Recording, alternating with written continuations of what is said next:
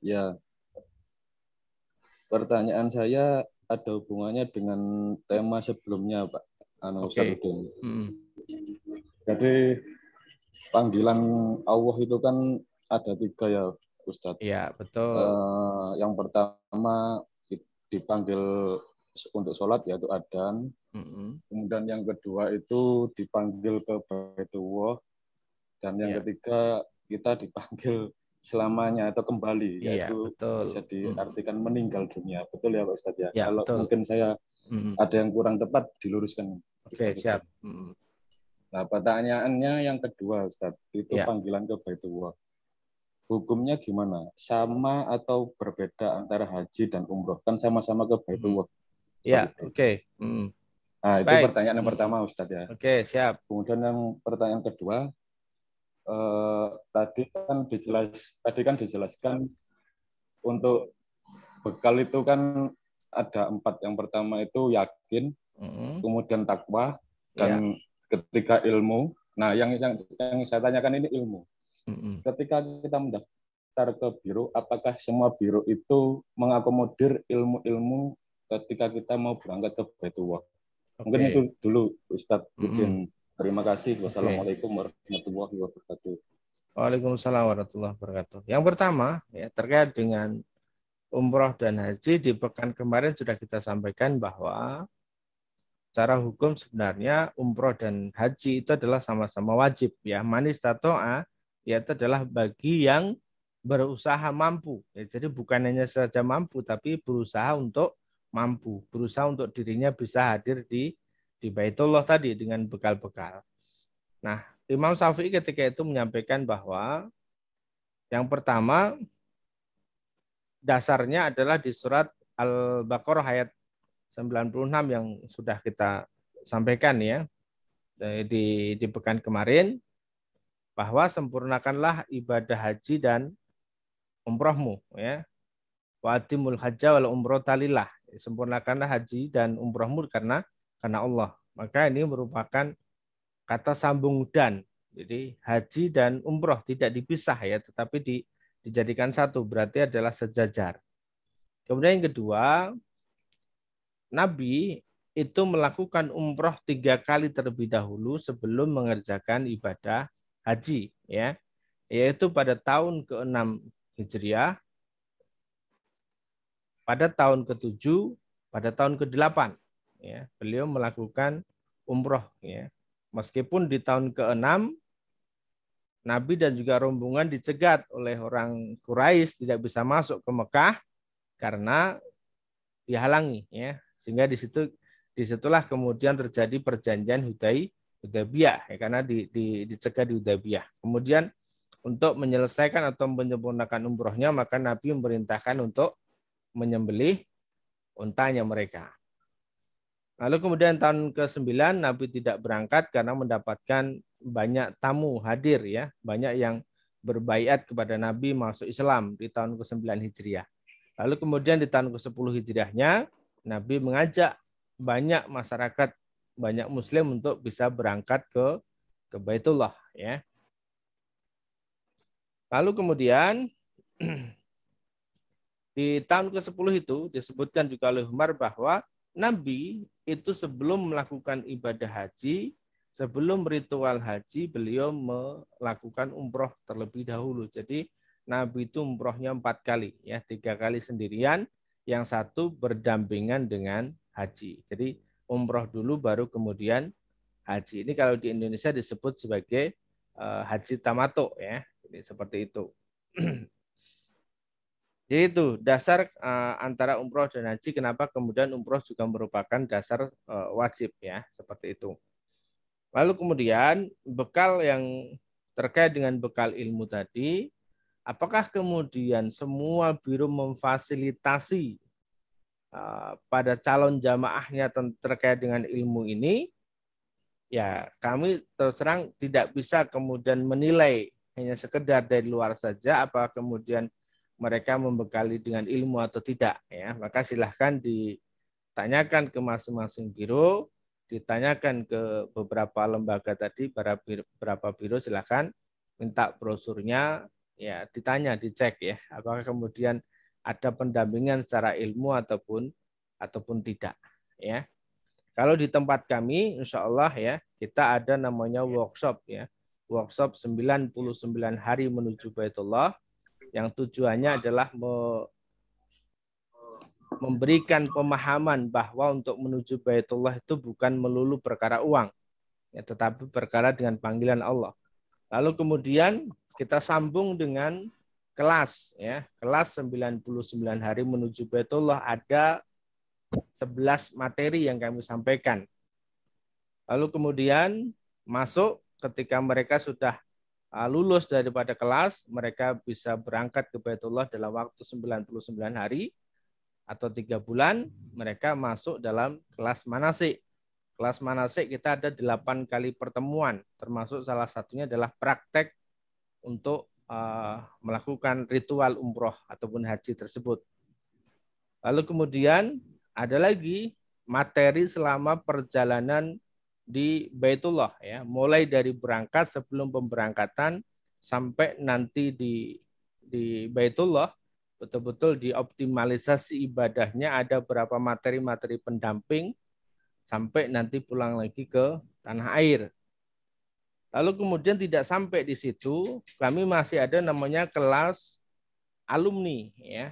Yang kelas alumni ini jedanya agak panjang ya, 2 bulanan sekali. Jadi untuk mengontrol apakah alumni yang sudah berangkat ke Baitullah ini membawa bekal-bekal yang terbaik tadi itu, hasilnya seperti apa, itu kita adakan kelas alumni. Dan bahkan target daripada kelas alumni adalah agar jamaah umroh bisa berangkat ke Baitullah lewat jalur Haji Plus ataupun Haji Furuda.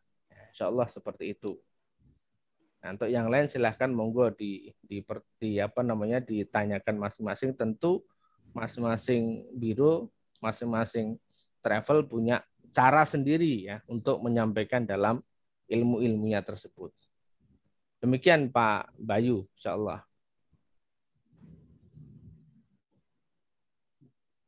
Ya Pak Ustadz, nyambung sedikit Pak Ustadz. Kalau di komunitas Manut Quran ini apakah nggak ada untuk proyek akomodir seluruh jamaah Manut Quran seluruh Indonesia, atau hanya di kota tertentu aja Pak Ustadz? Baik, ya. Ini termasuk pertanyaan dan sekaligus usulan ya. Kemarin di pekan kemarin sudah ada jemaah yang menanyakan, bahkan menanyakan bagaimana proses atau cara untuk nabungnya ya. Sebenarnya ini materi nanti masih di pekan berikutnya. Ini masih di pekan berikutnya. Tapi insya Allah nanti kita akan akomodir, kita akan buatkan tema-tema khusus buat teman-teman untuk bisa berangkat ke Baitullah.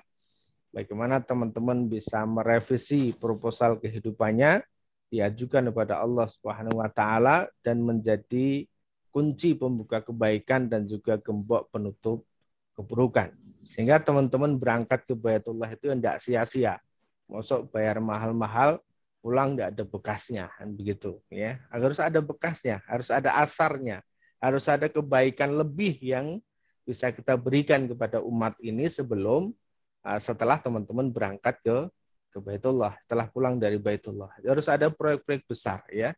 Sekawan saya alhamdulillah ada yang bikin satu gerakan namanya Klaten Menghafal ya. Alhamdulillah setiap tahun itu peserta dari Klaten dan luar kota, bahkan didukung oleh pemerintah kabupaten, berada di Masjid Al-Aqsa Klaten dengan jumlah sebelum pandemi waktu itu sampai dengan 6.000 santri ya yang diwisuda lewat gerakan Klaten Menghafal. Dan ada banyak teman-teman yang akhirnya kemudian punya pesantren, ya, kemudian punya lembaga, punya perusahaan, ada ya, termasuk teman-teman kalau kemudian teman-teman yang sudah beli buku Manut Quran, ini adalah buku salah satu buku yang kami doakan di Baitullah ya. Jadi buku ini bukan sekedar buku asal tulis saja, tapi ini adalah hasil proyek kita di Baitullah agar bisa memberikan manfaat lebih kepada umat di Indonesia dan di beberapa daerah lainnya. Insya Allah demikian Pak Bayu.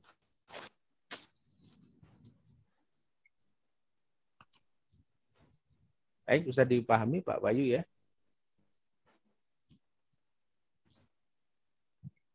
Baik, kita lanjut. Ya, kawan-kawan yang lain.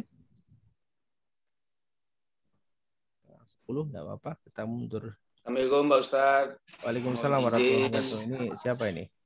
Pak Jumiran ya? Jumiran Pak Ustadz. Oke. Kemarin yang ketemu di Bekasi Pak Ustadz waktu Ya. ke Bedar. Masya Allah. Silakan Pak Jumiran. Ya Pak Ustadz, mohon izin sebelumnya sharing ya. Baik, boleh. Jadi saya juga sudah lama beli buku sebenarnya dan juga sudah berlatih untuk ikhtiar langitnya gitu ya. Ya. Nah, bagaimana ke depan ini komunitas kita ini kalau bisa juga kita wadahi untuk bagaimana ikhtiar dunianya. Artinya kita sama-sama ikhtiar dalam rangka peningkatan kualitas rezeki kita, volume rezeki kita gitu. Ya.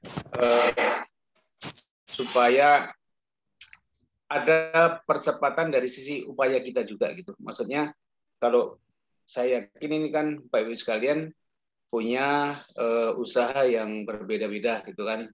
Nah, kalau kita gabungkan, kemudian kita buat digital marketingnya, kemudian yang tidak punya usaha nanti ikut menjual dalam arti sebagai affiliate gitu, afiliasi, mungkin ke depan kita akan ada percepatan mengenai rezeki kita gitu Pak Ustadz. Supaya kita sama-sama siapa tahu ke depan bisa haji plus semuanya gitu. Amin, amin. Itu Pak Ustadz sharing. Baik. Mungkin kalau Pak Ustadz berkenan besok atau lusa saya telepon Pak Ustadz gitu. Baik, insya Allah ya. Nih, baik, ini terima kasih sekali Pak Jumiran ya, luar biasa, dan ini memang sudah sedang kita pikirkan untuk teman-teman dan sudah kita programkan ya, karena memang ini usulan juga dari salah satu kawan kita dari Bu Retno yang sudah bisa menyelesaikan 1,6 miliarnya, bahkan kemarin Lebaran yang 1 miliar juga sudah lunas. Beliau pengen mengajak kawan-kawan untuk bisa bersinergi ya dengan siapapun dalam bisnis apapun ya, sehingga teman-teman bisa cepat untuk menyelesaikan amanah-amanahnya. Nah, untuk itulah kemudian satu langkah yang kemarin sudah kita ambil Pak Jumiran dan kawan-kawan yang lain, yaitu adalah teman-teman bersinergi di setiap kota terlebih dahulu ya. Langkahnya adalah Kopdar ya, yang kemarin sudah kita lakukan di Bogor, kemudian di Depok, di Jakarta, di Bekasi ya. Maka silakan nanti di kota-kota yang lain juga teman-teman merapat ya. Merapat untuk bisa bersinergi, untuk diawali dari Kopdar dulu ya, diawali dari Kopdar. Nanti setelah Kopdar itu akan banyak kebaikan-kebaikan yang muncul dari sana ya. Salah satunya tadi di bidang usaha atau di bidang maisah, di bidang ikhtiar ini nanti bisa akan bersinergi. Di sisi yang lain adalah terkait dengan dana islah yang kemarin sudah kita programkan, sehingga teman-teman nanti untuk islah infak 10 lunas amanahnya itu bisa dikelola di setiap kota masing-masing ya, sehingga teman-teman bisa langsung tunaikan, sehingga teman-teman langsung bisa membantu antar bersama anggota sendiri di setiap kotanya. Harapan kami adalah seperti itu. Maka target 1-2 bulan ke depan sebelum kami masuk ke corporate ya, ini adalah teman-teman bersinergi dulu di Kopdar masing-masing kota ya. Karena kami juga sudah ada permintaan untuk masuk ke ranah corporate untuk membina perusahaan yang tentu nanti teman-teman juga kita akan butuhkan, akan merekrut ustadz-ustadzah sebagai trainer-trainernya untuk bisa kami kirimkan ke beberapa lembaga-lembaga yang bersinergi dengan kami. Insya Allah seperti itu Pak Jumiran. Terima kasih Pak Ustadz. Ya oke, baik, siap. Baik, ada Bu Warsini, ini angkat tangan. Barangkali ada yang mau disampaikan Bu Warsini. Assalamualaikum warahmatullahi wabarakatuh, Ustaz. Waalaikumsalam warahmatullahi wabarakatuh. Silakan Bu. Ini pengalaman terjadi pada kawan sepengajian yang seharusnya berangkat haji tahun ini karena terkendala pengaturan baru dengan batas usia maksimal. Uang daftar hajinya dikembalikan 100% dengan tambahan sejumlah nominal, yang mana tambahan ini katanya karena uang daftar haji selama tunggu ini dipakai untuk apa ya, modal apalah gitu, nggak ngerti. Yang jadi pertanyaan saya, bagaimana kita menyikapi tambahan uang ini gitu? Apakah terbersit, apakah itu riba gitu? Iya, oke. Karena kan kita nggak tahu gitu, tahu dikembalikan dengan kelebihan uang daftar selama tunggu itu dipakai untuk modal gitu, modal usaha yang ini nggak tahu gitu, Ustadz. Jadi saya sebagai teman yang cuma dengar gitu, ada terbersit di hati saya gitu, uang tambahannya itu uang apa gitu, kita mengartikannya gitu. Iya, oke. Makasih Ustadz. Assalamualaikum warahmatullahi wabarakatuh. Waalaikumsalam warahmatullahi wabarakatuh. Ini memang bukan menjadi rahasia lagi ya, bahwa dana haji yang terkumpul itu memang dialirkan untuk proyek-proyek besar di Indonesia ya. Salah satunya adalah proyek tol ya. Nominalnya saya tidak perlu sebutkan ya, dan ini memang cukup fantastis ya. Kalau kemudian ada yang kemarin isu bahwa dana haji habis ya mohon maaf ya, mungkin itu juga barangkali tidak salah ya, karena memang pemerintah kurang terbuka dalam hal ini. Lalu kemudian saya pengen menyoroti bagaimana terkait dengan hasilnya tadi gitu ya. Wallahu alam, kita tidak tahu itu uang dari mana.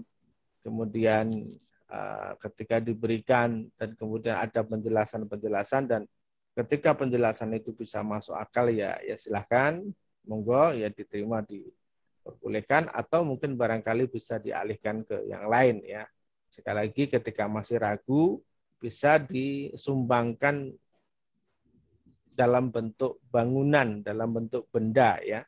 Kalau sesuatu yang meragukan jangan diberikan makanan ya, tapi diberikan dalam bentuk benda mati atau bangunan ya. Seperti itu Bu Warsini ya. Sekali lagi terkait dengan hukumnya seperti apa, wallahu alam, kami tidak paham. Baik. Karena memang unsur terkait di dalamnya pun kami juga tidak paham begitu detail ya. Kalaupun paham tentu kami juga tidak akan membahas di sini karena ini ranahnya sudah ranah ke pemerintah ya. Tapi ya cukup seperti itu saja, insya Allah. Kita berhusnudzon kepada Allah Subhanahu wa taala, berhusnudzon kepada pemerintah. Insyaallah jalur yang sudah dilakukan oleh pemerintah adalah jalur yang baik, dan kita doakan agar perputaran di Indonesia, jamaah haji di Indonesia bisa berjalan dengan baik, dan teman-teman yang sudah mendaftar bisa berangkat ke Baitullah. Insyaallah demikian Bu Warsini.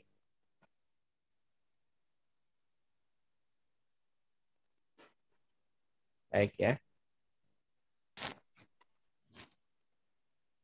Baik, ada Pak Budi juga yang raise hand.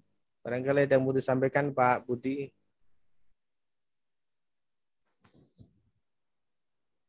Baik. Assalamualaikum warahmatullahi wabarakatuh. Waalaikumsalam warahmatullahi wabarakatuh. Maaf tadi ada terputus-putus saya. Sebentar ada yang telepon. Ya Pak, saya mau menggarisbawahi mengenai salah satu bekal, yaitu ilmu. Ya. Untuk kita ketahui bahwa hampir, kalau tidak dibilang mayoritas, lebih banyak atau mungkin separuh-paruh, itu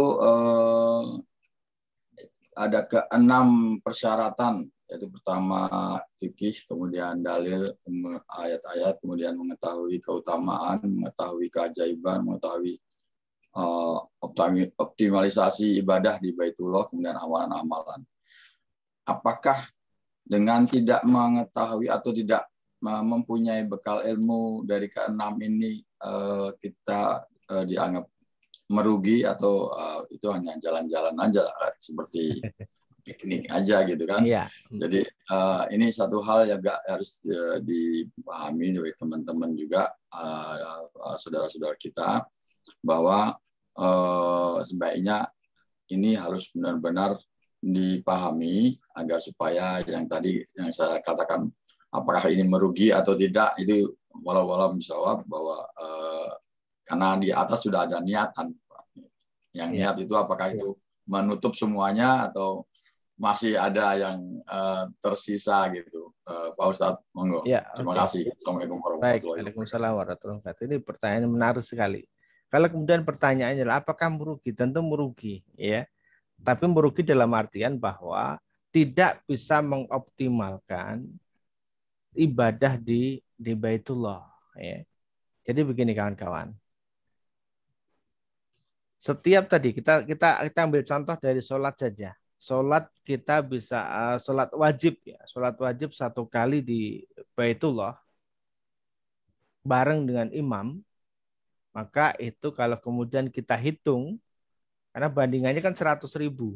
Kalau kemudian sehari semalam kita 5 kali sholat, maka akan dibagi jadi 200 hari ya. Maka nanti 200.000 ya, maaf. Maka nanti akan ketemu angka yaitu adalah 58 tahun ya. Ini tahun Komariah ya, bukan kalau dihitung Samsiah 57 tahun, tapi kalau dihitung Komariah 58 tahun ya. Ketemunya 58 tahun usia kita hidup di dunia, itu setiap hari kita jamaah ke masjid 5 waktu. Ini bisa dibayangkan Pak, ini 1 kali sholat wajib aja. Kalau kemudian, berarti kalau kita tidak mengerjakan sholat wajib 1 kali bareng imam atau sholat jamaah di Masjidil Haram, maka kita kehilangan 58 tahun usia kita sholat jamaah terus setiap hari. Kalau kemudian ketika kita sholat jamaah bareng dengan imam, selesai sholat, biasanya kita akan ikut sholat jenazah. Nah, ini pahalanya juga besar lagi. Belum lagi nanti ada sholat sunnahnya, sholat sunnah rawatibnya. Belum lagi nanti ada sholat tahajudnya. Belum lagi nanti ada sholat duhanya. Belum nanti ada sholat suruknya. Nah, ini kadang, mohon maaf, kadang banyak di antara kita nggak paham, gitu ya. Artinya habis sholat subuh ya sudah bubar, kembali ke hotel. Padahal ada momentum yang luar biasa di situ. Nunggu sampai suruk dulu ya. Ada pahala umroh dan haji yang kemudian dilipatkan 100.000 kali. Ini. Kemudian tatkala hari Jumat misalnya, ini juga banyak manfaat-manfaat lainnya. Setiap langkahnya, setiap ibadah kita, setiap zikir kita, setiap sholawat kita. Ini kalau kemudian lagi-lagi kalau tidak difahami dengan ilmu, ya tentu akan biasa-biasa saja. Banyak yang dimanfaatkan untuk jalan-jalan dan belanja tadi, Pak. Ya, maka kalau kawan-kawan, kadang saya bertanya begini, teman-teman bisa naik ke Jabal Nur misalnya, ke Gua Hira, itu di waktu-waktu sholat jamaah, tidak mengambil waktu senggang, sehingga mereka ada beberapa sholat wajib yang mereka tidak bisa ikut jamaah di Masjidil Haram. Ini sayang banget ya, terbuang. Maka boleh, jadi boleh ya ke Gua Hira itu boleh, tapi diambil waktu-waktu yang insya Allah tidak memotong waktu kita untuk ketinggalan sholat. Ya, teman-teman rata-rata berangkatnya adalah yang menjelang maghrib dan isya. Jadi mereka nanti isya, maghrib dan isya ada di Gua Hira. Padahal sholat di Gua Hira ya biasa aja sholatnya ya. Tidak ada lipat kali lipatnya dibanding dengan di Masjidil Haram. Tapi memang asik, indah ya ketika bisa di Gua Hira nanti melihat ke arah Ka'bah itu, ke arah Mekah, insya Allah indah banget lampunya. Tapi hanya sekedar melihat keindahan saja. Tapi untuk optimalisasi ibadahnya insya Allah kurang optimal. Sayang menurut kami ya, kehilangan 2 kali sholat jamaah di Masjidil Haram. Seperti itu Pak Budi, insya Allah ya. Baik Pak Ustadz. Ya mungkin kalau ingin jalan-jalan supaya puas sebelum berangkat, lihat YouTube dulu, keliling-keliling, lihat Google Map atau Google gitu. Piknik lewat Google gitu. Jadi supaya nggak ya tadi sampai tertinggal sholatnya begitu. Itu juga termasuk bagian dari ilmu Pak Budi. Jadi lihat YouTube itu bagian dari ilmu juga ya. Mohon maaf kan banyak ya teman-teman kita yang berangkat ke Baitullah. Aduh, kalau kita ngelihat di di apa namanya di Hijr Ismail itu banyak sekali benda-benda dari Indonesia Ya. yang ditaruh di Hijr Ismail. Ya, ada tisu, ada apa? Ada katsu apa namanya? Sapu tangan, kemudian ada tulisan-tulisan yang itu bikin kotor, Masya Allah. Dan itu lagi-lagi dilakukan oleh orang-orang Indonesia. Jamaah. Ya itu tadi Pak Ustadz, salah satunya ya ilmu tadi kita belajar banyak sarana sekarang sudah. Jadi lewat Wikipedia, lewat YouTube, misalnya kalau sekarang hanya jalan-jalan saja. Betul, Insya Allah ya. Terima kasih Pak Ustadz. Baik, Insya Allah. Sama-sama Pak Budi ya. Assalamualaikum warahmatullahi wabarakatuh. Waalaikumsalam warahmatullahi wabarakatuh. Baik, masih adakah pertanyaan di chat? Baik ya, Insya Allah sudah tidak ada.